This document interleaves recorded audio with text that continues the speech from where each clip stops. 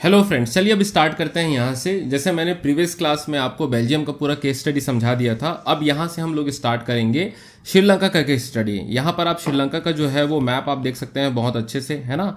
ये श्रीलंका का मैप है और ये श्रीलंका का फ्लैग है दोस्तों। अभी श्रीलंका में काफ़ी क्राइसिस चल रहा है, आप जानते हैं वहाँ का सिचुएशन अभी काफ़ी सही नहीं है ना, काफ़ी ख़राब है। ओके, यहाँ आप देख सकते हैं श्रीलंका हमारा नेबर कंट्री है, काफ़ी पास में है। यहाँ पर जो हमारा तमिलनाडु है उससे श्रीलंका का दूरी कुछ ही किलोमीटर है दोस्तों, है ना।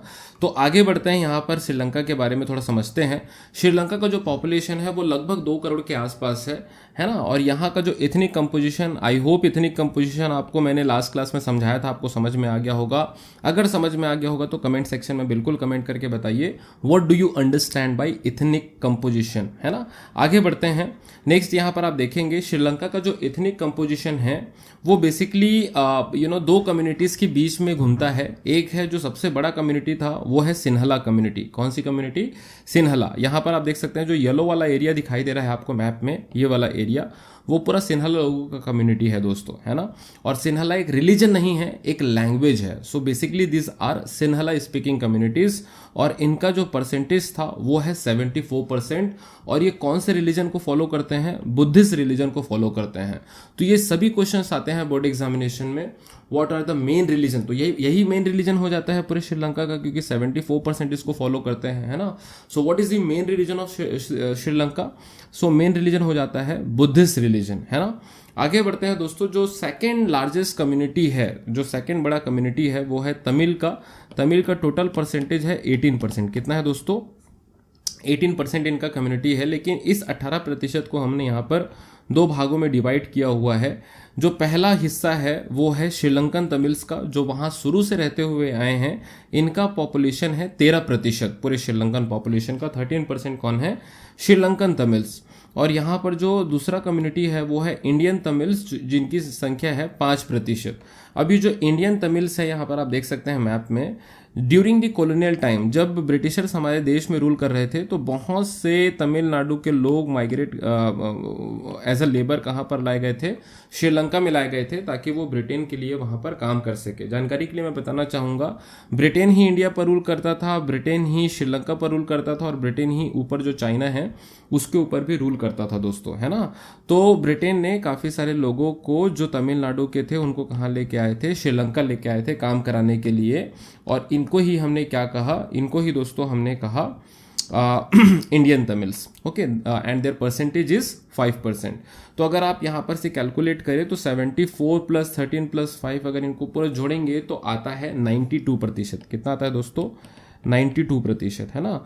तो अब 92% तो हमने देख लिया, लेकिन व्हाट अबाउट द रिमेनिंग 8%? तो रिमेनिंग 8% यहाँ पर जो है वो है क्रिश्चियन। उसमें से 7% कौन है? क्रिश्चियन है। और 1% जो बाकी कम्युनिटीज होते हैं, है ना, तो वो अदर में आप ले लीजिएगा। So once again I am repeating here, 74% we have Sinhalas, 18% we have Tamil, 7% we have Christians and 1% we have other communities, है ना। अब यहाँ पर आप देख सकते हैं जो तमिल थे वो बेसिकली इस नॉर्थ ईस्ट वाले एरिया में यहाँ पर आपको देखने को मिलेगा। Once again I am repeating, where Tamils are basically concentrated in the north eastern part of Tamil Nadu, है ना। अब यहाँ पर आप देखेंगे क्रिश्चियन सभी जगह देखने को मिलेगा। और येलो वाला हिस्सा जो है वो किसको रिप्रेजेंट कर रहा है? सिन्हलास को रिप्रेजेंट कर रहा है। आगे बढ़ते हैं फ्रेंड्स। यहाँ पर एक चीज़ मैं और आपको बताना चाहूँगा मैं आपको, कि जैसे सिन्हलास का यहाँ पर रिलीजन है बुद्धिस्ट, है ना, तो वैसे ही तमिल लोग या तो हिंदू होते थे या तो मुस्लिम होते थे। और क्रिश्चियंस तो खुद में एक रिलीजन है। तो ये जो क्रिश्चियन है या तो सिन्हला ग्रुप को फॉलो करते थे या तो तमिल वाले ग्रुप में होते थे, है ना। तो इस तरीके से इनका ग्रुपिंग आपको अब आई होप कि बहुत अच्छे से समझ में आ गया होगा। अब आगे यहाँ का जो मेन प्रॉब्लम है उसको हम डिस्कस करेंगे एक टाइमलाइन के माध्यम से। तो टाइमलाइन समझते हैं दोस्तों। टाइमलाइन में बेसिकली आपको 3-4 जो ईयर्स हैं वो बहुत अच्छे से समझना है। पहला जो ईयर है वो है 1948, इसके बाद सेकेंड ईयर है वो है 1956, थर्ड है 1976 और फोर्थ है 1983 to 2009। Once again I am repeating, है ना। पहला है 1948, दूसरा 1956, है ना, तीसरा है 1976, 20 सालों का गैप आएगा। 1956 और 1976 में कितने सालों का, 20 सालों का गैप आएगा। और 1983 टू 2009 ये सबसे इंपॉर्टेंट ईयर है, इसको मैं आपको अच्छे से समझाऊंगा, है ना। अब एक चीज मैं और आपको बताना चाहूंगा दोस्तों कि जैसे बेल्जियम एक डेमोक्रेटिक कंट्री था, वैसे ही श्रीलंका भी एक डेमोक्रेटिक कंट्री है ना। और श्रीलंका को ब्रिटेन से आज़ादी मिलती है 1948 में। कब आज़ादी मिलेगी इनको, 1948 में श्रीलंका को क्या मिल गया, आज़ादी मिल गया। अब जैसे ही वहां पर आज़ादी मिला, इलेक्शन हुआ और डेफिनेटली यहाँ पर आप बहुत अच्छे से गेस कर सकते हैं इलेक्शन में कि इनको जीत मिलेगा, सिन्हलास को जीत मिलेगा कि तमिल्स को जीत मिलेगा। आप सभी का आंसर डेफिनेटली होगा सिन्हलास को मिलेगा, क्योंकि उनका मैक्सिमम जो पॉपुलेशन था वहां पर, मैक्सिमम परसेंटेज भी था पूरे कम्युनिटीज में, दैट इज 74%, है ना। तो वो सबसे बड़ा कम्युनिटी था, इसीलिए सिन्हला लोगों ने अपना गवर्नमेंट बनाया कहां पर, श्रीलंका में, है ना। अब यहां पर आप देख सकते हैं जैसे ही वो सरकार बनाते हैं 1956 में, कौन से ईयर में दोस्तों, 1956 में एक काफी कंट्रोवर्शियल जो है वो कानून बना देते हैं वो, that is called as majoritarian. एक कानून वो बनाते हैं 1956 में, और काफ़ी ज़्यादा डिस्क्रिमिनेशन होता है उस कानून के माध्यम से। और ये कानून और ये पूरा पॉइंट जो है ये काफ़ी इंपॉर्टेंट है, आप इसको बहुत अच्छे से समझिएगा, देखिएगा, है ना। तो 1956 में वो एक एक्ट बनाया जिसको बोलते हैं एक्ट ऑफ 1956। उसमें उन्होंने जो सिन्हला लैंग्वेज है उसको ही सिर्फ एक सिंगल ऑफिशियल लैंग्वेज डिक्लेयर किया गया पूरे श्रीलंका का, बाकी लैंग्वेज को बिल्कुल इग्नोर कर दिया गया, चाहे वो तमिल लैंग्वेज हो चाहे अदर लैंग्वेज हो, बिल्कुल उसको क्या कर दिया गया, इग्नोर कर दिया गया दोस्तों। So which language was made only single official language, that is Sinhala को ही सिंगल ऑफिशियल लैंग्वेज वहां पर बनाया गया। दूसरा बहुत गलत काम वहां पर यह हुआ कि वहां पर आया दोस्तों प्रेफरेंशियल पॉलिसी। क्या आया वहां पर, प्रेफरेंशियल पॉलिसी। प्रेफरेंस मतलब किसी को ज्यादा प्राथमिकता देना, किसी को ज्यादा एडवांटेज देना, है ना। तो यहां पर अगर आप देखेंगे तो सिन्हला लोगों को ज्यादा एडवांटेज मिला, ज्यादा प्रेफरेंस मिला कहां पर, यूनिवर्सिटी पोजीशंस एंड जॉब में, चाहे वो नौकरी हो चाहे यूनिवर्सिटी में जो एजुकेशन हो, उन सभी के लिए किसको प्रेफरेंस दिया गया, सिन्हला लोगों को यहाँ पर प्रेफरेंस दिया गया, है ना। और यहाँ पर लास्ट पॉइंट आप देखिए, उनका जो रिलीजन था बुद्धिज्म, उसको ही सिर्फ प्रमोट और सपोर्ट किया गया, बाकी जो रिलीजन है चाहे हिंदू हो इस्लाम हो, सभी को क्या कर दिया गया दोस्तों, इग्नोर कर दिया गया, है ना। तो एक तरीके से आप देखेंगे, चाहे रिलीजन की बात करें, चाहे लैंग्वेज की बात करें, चाहे जॉब की बात करें, चाहे एजुकेशन की बात करें, हर जगह आपको सिर्फ और सिर्फ सिन्हला को ही प्रेफरेंस मिलता हुआ दिखाई देगा। तो ये जो पर्टिकुलर पॉलिसी है जिसमें हम सिर्फ मेजोरिटी को ही प्रेफरेंस दे रहे हैं, माइनॉरिटी को बिल्कुल इग्नोर कर दे रहे हैं, इसको हम कहते हैं मेजोरिटेरियनिज्म। क्या कहते हैं दोस्तों, मेजोरिटेरियनिज्म, है ना। और इस मेजोरिटेरियनिज्म के ऊपर में बोर्ड एग्जामिनेशन में 110% क्वेश्चन आता है, इसीलिए इसको हम लेते हैं यहाँ पर 5 स्टार टॉपिक, है ना। तो एक क्वेश्चन मैंने लिया कहाँ से, बेल्जियम से, अकोमोडेशन वाला, जो 4 चेंजेस होते हैं कॉन्स्टिट्यूशन में। और दूसरा मैंने यहाँ पर पॉइंट लिया है श्रीलंका से, जो कि है मेजोरिटेरियनिज्म पॉलिसी। ये जो 1956 वाला आप देख रहे हैं, इसमें से 110% क्वेश्चन आता ही है दोस्तों बोर्ड एग्जामिनेशन में। तो आई होप इसको बहुत अच्छे से आप लोग कंप्लीट करेंगे। ओके, आगे बढ़ते हैं फ्रेंड्स। नेक्स्ट यहाँ पर ये देखिए, मेजोरिटेरिज्म जो मैं आपको बोल रहा था, इसको यहाँ पर अच्छे से समझाया भी गया है।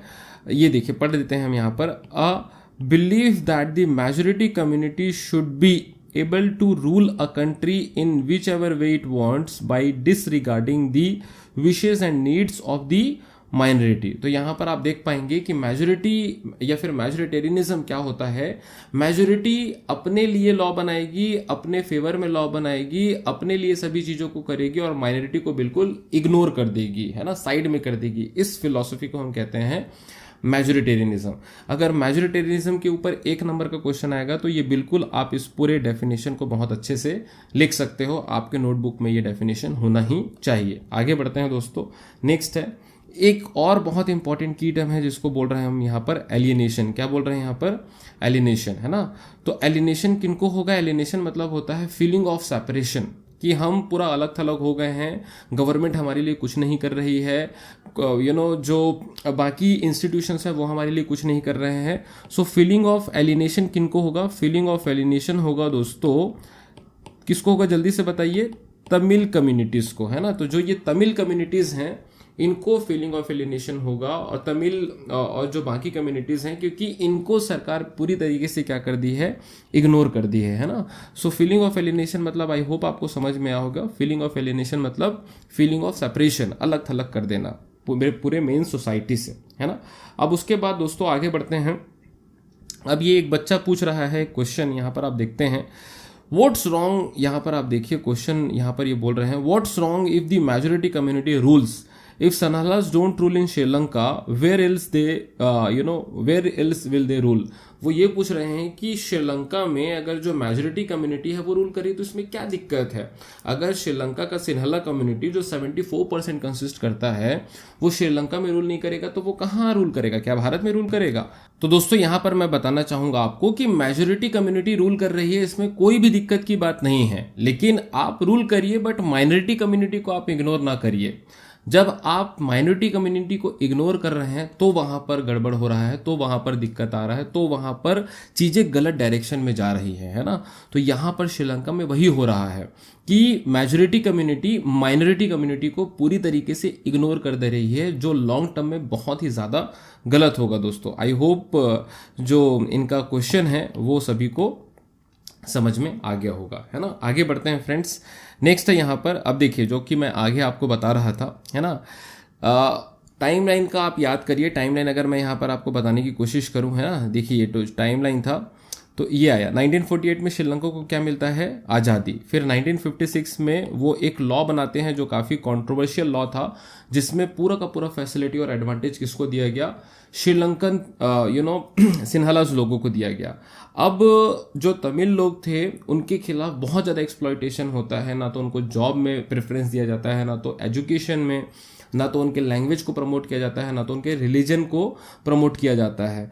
तो ये जो अत्याचार सिन्हाला लोगों ने किया किसके ऊपर में, तमिल लोगों के ऊपर में, इसलिए तमिल लोग सहते रहे और लगभग 20 सालों के बाद में, यहाँ पर आप देख सकते हैं लगभग 20 सालों के बाद में फाइनली 1976 में वो अपना एक अलग पॉलिटिकल पार्टी बनाते हैं जिसका नाम होता है दोस्तों लिट्टे। क्या नाम होता है इसका, लिट्टे। तो ये पॉलिटिकल पार्टी के बारे में अब हम लोग बहुत अच्छे से समझेंगे। तो चलिए दोस्तों नीचे आते हैं यहाँ पर और आते हैं, ये देखिए, है ना, लिट्टे। यहाँ पर जो मैं आपको बताने जा रहा हूँ, तो लिट्टे का यहाँ पर जो है फुल फॉर्म है liberation tigers of Tamil Eelam. What is the full form of LTTE, liberation tigers of Tamil Eelam. और यहाँ आप इनके पूरे फ्लैग को भी देख सकते हैं। पूरे फ्लैग में आपको रेड कलर दिखाई दे रहा है, तो रेड कलर, और यहाँ पर आप देखेंगे बीच में आपको टाइगर दिखाई दे रहा है, यहाँ पर आपको गन दिखाई दे रहा है। तो बेसिकली ये सभी चीजें किसको सिंबलाइज कर रहा है, नॉन वायलेंस को कि वायलेंस को। कमेंट सेक्शन में दोस्तों जल्दी से यहाँ पर बताइए मुझे, है ना। अब यहाँ पर आगे बढ़ते हैं, देखते हैं। देखिए जो ये लिबरेशन में ये पहला जो शब्द है लिबरेशन, इसका मतलब होता है दोस्तों freedom. What is the meaning of liberation, freedom, है ना। अब इसको इनको किनसे आज़ादी चाहिए, किनसे लिबर्टी चाहिए, इनको आज़ादी चाहिए सिन्हाला गवर्नमेंट के एक्सप्लॉयटेशन से। किनसे आज़ादी चाहिए, एक्सप्लॉयटेशन ऑफ सिन्हाला गवर्नमेंट, इनसे इनको आज़ादी चाहिए। फिर दूसरा है टाइगर। तो टाइगर दोस्तों यहाँ पर सिंबल है स्ट्रेंथ का, पावर का। What is the symbol of tiger, that is the symbol of strength and power. Okay, आगे बढ़ते हैं। यहाँ पर नेक्स्ट है तमिल, यहाँ पर लिखा हुआ है। तो तमिल का मतलब क्या है, ये पॉलिटिकल पार्टी किस ग्रुप के लिए काम करेगी, तमिल ग्रुप के लिए काम करेगी दोस्तों, है ना। और लास्ट यहाँ पर आप देखेंगे एलम। तो एलम एक जो है वो तमिल वर्ड है जिसका मतलब होता है स्टेट। तो इनको चाहिए एक सेपरेट स्टेट, सेपरेट कंट्री।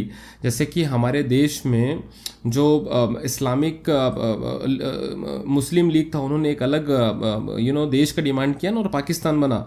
तो उसी तरीके से यहाँ पर तमिल एलम एक अलग देश का डिमांड कर रहा है, जिसको यहाँ पर तमिल एलम का नाम दिया गया है। एलम मतलब होता है स्टेट। कैसा स्टेट, तमिल स्टेट, है ना। ये एक तमिल वर्ड है दोस्तों। I hope the picture is completely clear to all of you. तो इनका जो डिमांड था वो बहुत अच्छे से यहाँ पर हमने क्लियर कर लिया है। इनको चाहिए लिबर्टी। किनसे लिबर्टी चाहिए, सिन्हाला एक्सप्लॉयटेशन से, सिन्हाला गवर्नमेंट के एक्सप्लॉयटेशन से। इसके लिए इन्होंने अपना सिंबल रखा है टाइगर का, जो कि symbol of strength and power है।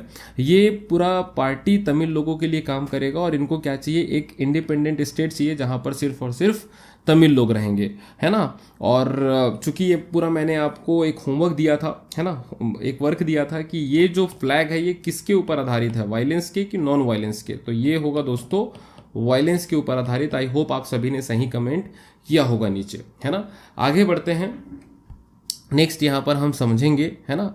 तो नेक्स्ट है, देखिए जब भी हम किसी भी पॉलिटिकल पार्टी की बात करते हैं तो डेफिनेटली उसके लीडर का रोल बहुत ही ज़्यादा इंपॉर्टेंट हो जाता है। तो इस तमिल एलम के लीडर का नाम था वी प्रभाकरन। यहाँ पर आप देख सकते हैं वी प्रभाकरन जो है, इनका फोटो भी यहाँ पर आप देख पाएंगे। तो ये लिट्टे के, liberation tiger of Tamil Eelam के लीडर थे दोस्तों, जिन्होंने हजारों लोगों की हत्याएं करवाई, बहुत से इनोसेंट लोग मारे गए थे। हालांकि इनका जो जन्म है, इनका जो बर्थ है, इस पूरे पॉलिटिकल पार्टी का जो जन्म है वो इनइक्वालिटी डिस्क्रिमिनेशन की वजह से हुआ, जो मेजॉरिटी कम्युनिटी ने माइनॉरिटी कम्युनिटी के खिलाफ किया। अगर श्रीलंका में शुरू से ही इक्वालिटी होता तो कभी भी लिट्टे जैसा पॉलिटिकल पार्टी नहीं बनता दोस्तों, है ना। तो जैसे न्यूटन साहब का लॉ है, every action has equal and opposite reaction, तो ये जो लिट्टे पार्टी था ये रिएक्शन था against the discrimination that were done by the majority community, है ना। आगे बढ़ते हैं। अब देखिए पूरा देश जो है वो दो भागों में डिवाइड हो चुका है। एक तरफ आप देखेंगे यहाँ पर सिन्हाला गवर्नमेंट आपको दिखाई देगा, दूसरी तरफ है यहाँ पर लिट्टे पार्टी।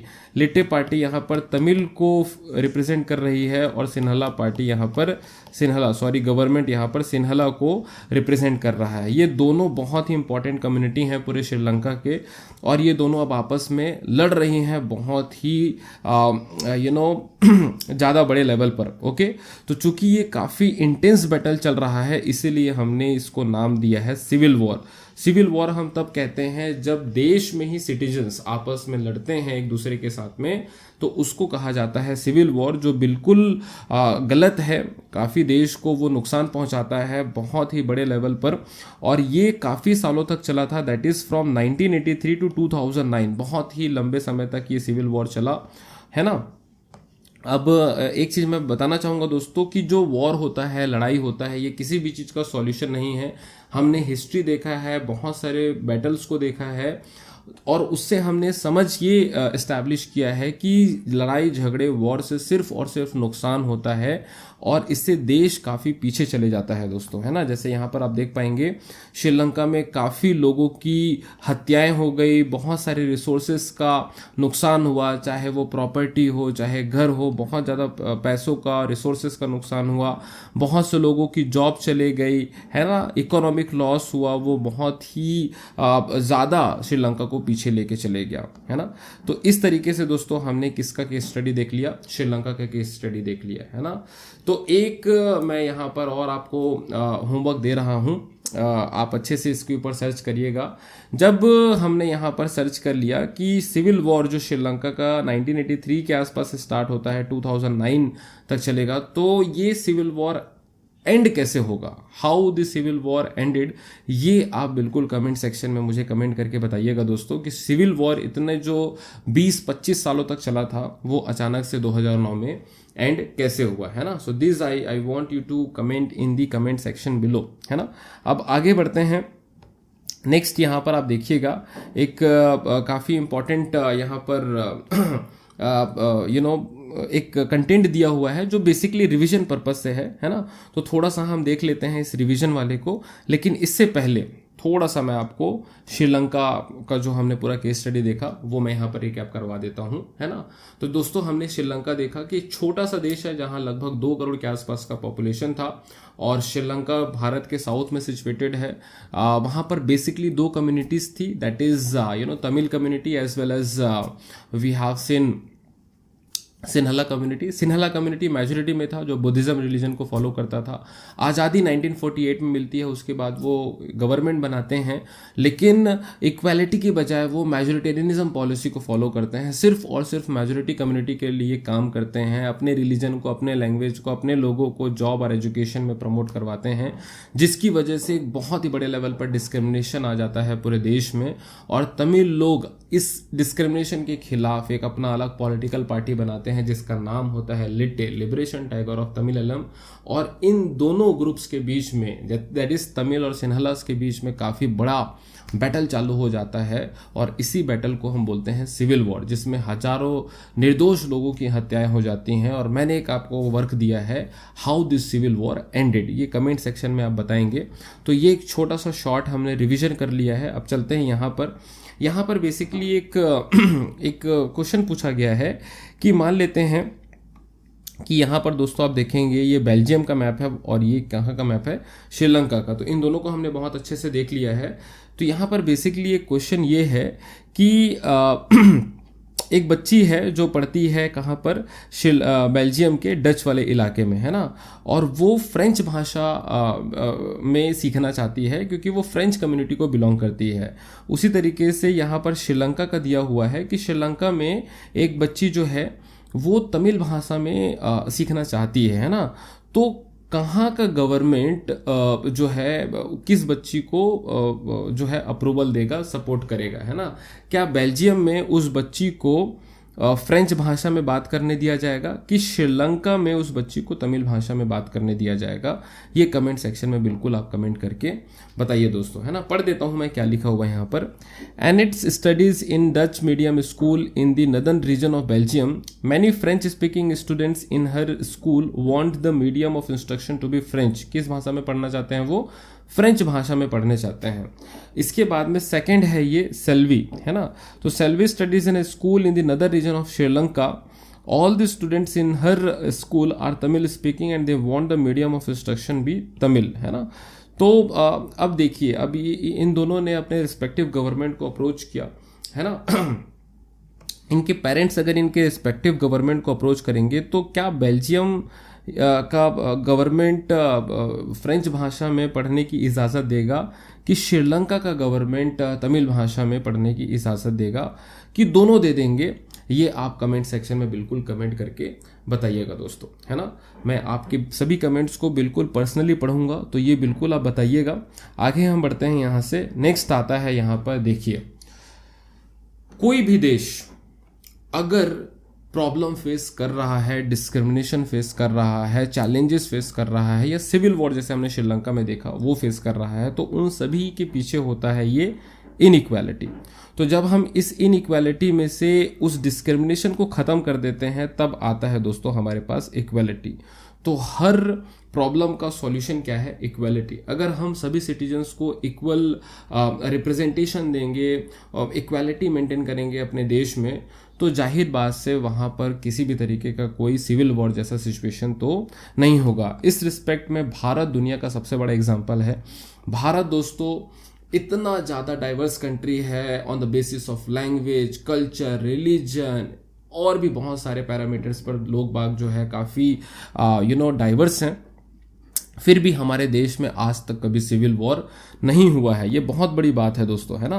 तो इसीलिए हमने इंडिया को कहते हैं India is a country of unity in diversity. हम इस पूरी दुनिया में एक बहुत बड़ा एग्जाम्पल है जो ये बताता है कि अलग अलग लोग एक साथ रह सकते हैं दोस्तों। यहाँ पर ये बहुत ही खूबसूरत इमेज है जिसमें बताया गया है कि हर रिलीजन, हर कम्युनिटी, हर लोग को आप एक कर दोगे तब बनता है इंडिया, है ना। और इसी को कहते हैं भारत। ओके, यहाँ पर आप देख सकते हैं कितना खूबसूरत इमेज है जिसमें हिंदू और मुस्लिम आपस में एक साथ सोशल हार्मोनी मेंटेन करते हुए रह रहे हैं, है ना। वो अलग बात है कि छोटा मोटा घटना तो हर देश में होते रहता है, लेकिन अगर आप लार्जर एपिसोड को देखोगे तो भारत में हिंदू, मुस्लिम, सिख, ईसाई सभी एक साथ आपस में भाईचारे के साथ में रहते हैं दोस्तों, है ना। और इसीलिए we all have proud of our nation. Okay, yes.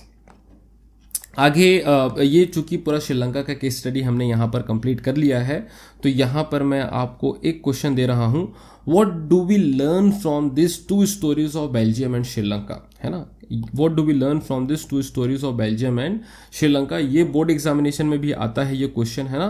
तो इस क्वेश्चन को बहुत अच्छे से आप कंप्लीट करेंगे और कमेंट सेक्शन में अगर आप मुझे मैसेज कर पाएँ तो बहुत ही अच्छा होगा, है ना। तो इस तरीके से श्रीलंका का हमने पूरा केस स्टडी देख लिया बहुत अच्छे से। And this is the end of the second part okay. और नेक्स्ट पार्ट में हम समझेंगे 2 reasons of power sharing, that is prudential and moral one, and the forms of power sharing, कितने टाइप्स के पावर शेयरिंग होते हैं वो हम बहुत अच्छे से समझेंगे दोस्तों, है ना। तो आई होप ये सेकंड पार्ट आपको बहुत अच्छे से समझ में आ गया है। And if you like the video then please hit the like button and subscribe to our channel. We will meet you in the next video. Till then bye bye, take care, thank you.